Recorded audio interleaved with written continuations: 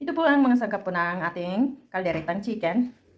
So, yan po ang sibuyas, sili, luya at saka garlic, yung bay leaves po. Wala akong dry na bay leaves kaya fresh na lang ang kinuha ko. May puno ako niyan. So, ito at saka cooking oil po, soy sauce, tomato sauce, chicken, black pepper powder, sugar, carrot, and potato. Ipo-fry po natin itong potato na to.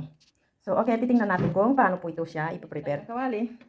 So, maglagay tayo ng mantika. So, ngayon, maglagay tayo ng mantika. Yan. So, ngayon guys, mainit na ang mantika natin. I-add natin ang ginger at saka garlic po.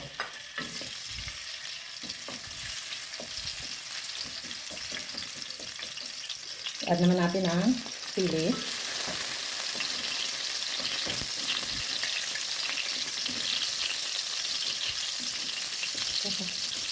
I-add naman natin ang sibuyas.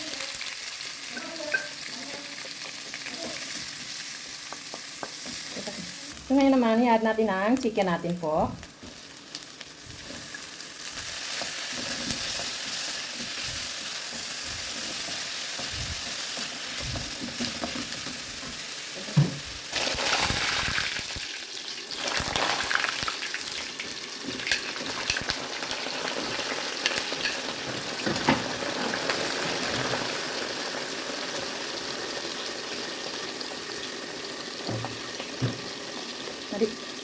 So, ngayon, lagyan natin ng soy sauce.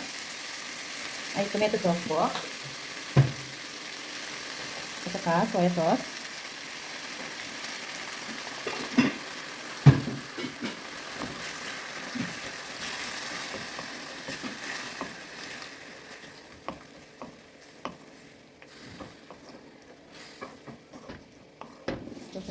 Lagyan natin ng black pepper powder po.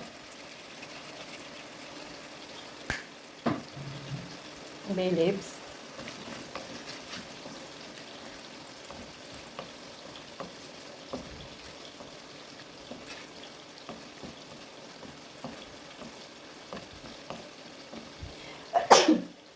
Sabay ka na. Now, i-add natin ang carrot at saka potato fried.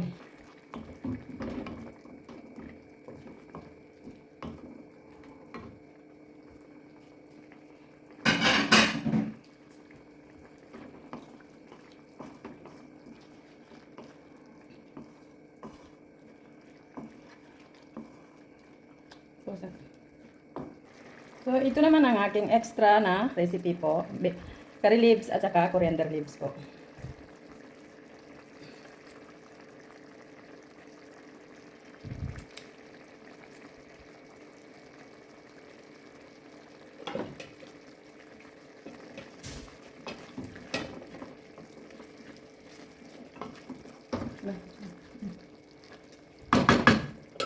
So, takpan na natin. Cook natin after 10 minutes.